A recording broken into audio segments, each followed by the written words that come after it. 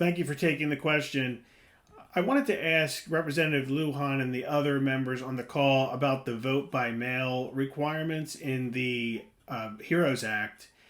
Are you concerned about requirements that states send out ballots to all registered voters nationally, all states? Some Republicans have raised fraud concerns about that, or people voting twice because addresses change, people change the states they reside in. Are you concerned about fraud if that mandate were actually adopted across the entire country? This is Congressman Ben Ray Lujan of New Mexico. I think it's critically important for our Democratic colleagues and Republican colleagues in the House and the Senate to come together to protect access to everyone's right to vote in the United States of America. And in the same way that Democrats have been advocating for funding after Russian hacks from 2016 to safeguard our elections, it was Democratic leaders that came together to advocate to protect access to the ballot box and to allow people to vote in the safest way possible to make sure that we save lives, that we stop the spread of the coronavirus, but that we're able to safeguard our elections as well. And so that's why Democrats included funding directly to Secretary of State in the CARES Act package.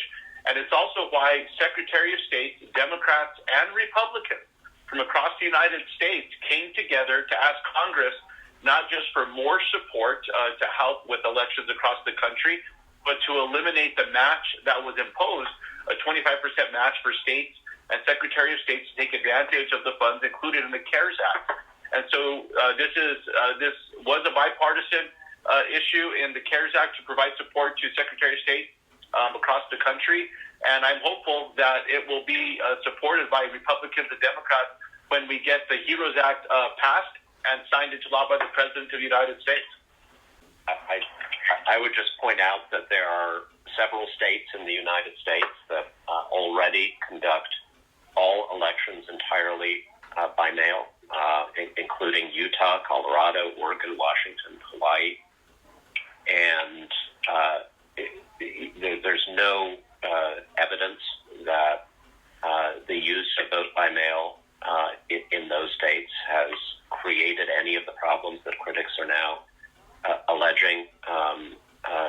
That there is, in fact, I think, strong evidence that that vote by mail is, in some respects, more secure because it guarantees a paper trail for every single ballot that is cast. We've had vote by mail as an option for every voter in New Jersey for a number of years. We know how to do it. What we do not want is a repeat of the primary election in Wisconsin, in which our fellow Americans living in that state were forced to choose between their right to vote and their right to life. We want to make sure that everybody can vote safely this November. I don't care if they're Republicans, Democrats, or independents. Everybody should be able to vote safely. That's what we're trying to do. And Joe, this is Representative Levin. Let me just add, it's a very timely question in Michigan because just hours ago, our Secretary of State, Jocelyn Benson, ordered that she will be sending mail ballots to every Michigan voter for our August 3rd primary.